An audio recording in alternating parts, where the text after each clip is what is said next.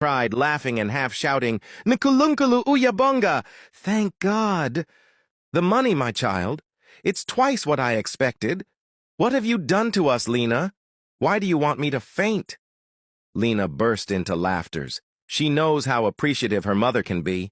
"Lena, my child," her mother began, "the money has arrived, but it came from an unknown sender. It went straight into my bank account. I don't understand. How did you send it?" Lena smiled, lowering her eyes. "Ah, Mama, a friend helped me, the one who looked after me when I was sick. He sent it for me." Her mother chuckled warmly. "That sounds beautiful, my child." "You say he?" Lena laughed. "I knew you would catch that. Anyway, let me tell you before you start asking. His name is Chris. We work together at the restaurant." "Chris," her mother repeated softly. "And what kind of man is he?" Lena smiled shyly, twisting the edge of her. She sounded relieved. Lena smiled. "That's good. Please, Mama, send me Sandy's number. I want to call her myself." "I will," her mother said warmly. "I'll send it right after this call. She'll be so happy to hear your voice again." They ended the call with quiet laughter and blessings that lingered long after the line went silent. A mother's love carrying across the distance, wrapping her daughter in warmth once more. After the call with her mother ended, Lena sat quietly, smiling. She opened her phone and searched, "What small gift can a woman give a man?" One answer caught her eye. "Do something original from your own hands." It felt right. She remembered the beads she had brought from home, found them in her case, and began weaving a black and red bracelet with a tiny red heart at the center. Her first gift for Chris. While Chris served customers with a grin, his mind wandered to Lena. Just then he turned and spotted Maria entering the cafe, causing his heart to race in a bad way. "The next part will be on my profile at 8:30 p.m. same day today." And then a soft cry from Sandy. "You still think of me even from there?" "You're my sister," Lena said gently. "We share the same blood of hope. I believe one day you'll hold your baby." Sandy gave a small laugh through her tears. "Promise me you'll rest. Don't let Thabo's anger take away your light." "I promise," Sandy whispered. "And thank you, Lena. Truly, you've given me something to hold on to again." When the call ended, Lena sat for a while in silence. The bracelet gleamed softly on the table beside her, the little red heart catching the afternoon light, beating quietly for both of them. Lena decided to head out to grab some groceries and a nice envelope. While she was there, she spotted a blank card and an idea struck her. She wanted to write a little note to Chris. Once she got back home, she headed straight to the living room, already knowing what she wanted to say.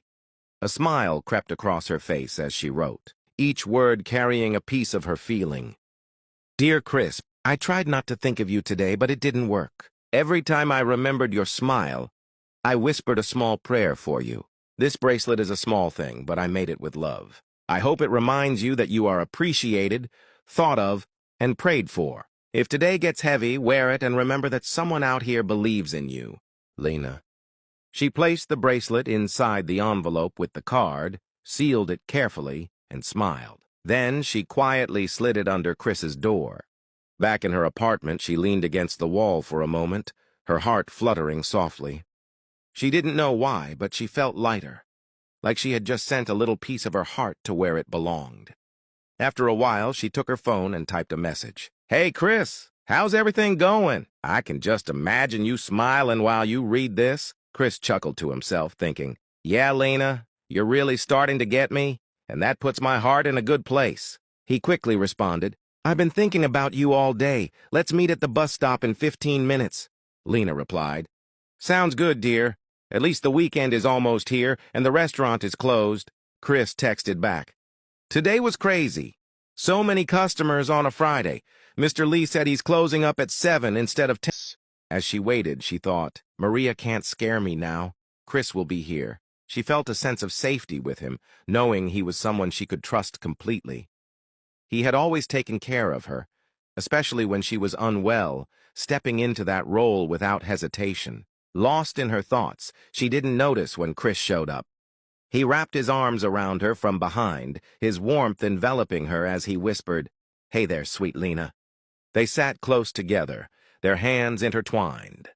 The bus hummed softly along the evening road, stopping only 3 times before their stop arrived.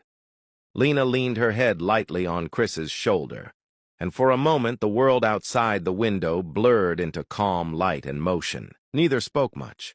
Sometimes silence says more than words. Every now and then Chris glanced at her reflection in the window and smiled, quietly thankful. When they arrived, the porch light was on. Maria opened the door, her eyes widening in surprise. She couldn't believe how different Lena looked, the glow in her face, her posture, her confidence. For a second, Maria's heart stumbled. She's even more beautiful than before, she thought. Then her gaze shifted nervously to Chris. Lena stayed at the doorway, not stepping inside. "I just came to pay what we agreed for the rent and your help," she said calmly.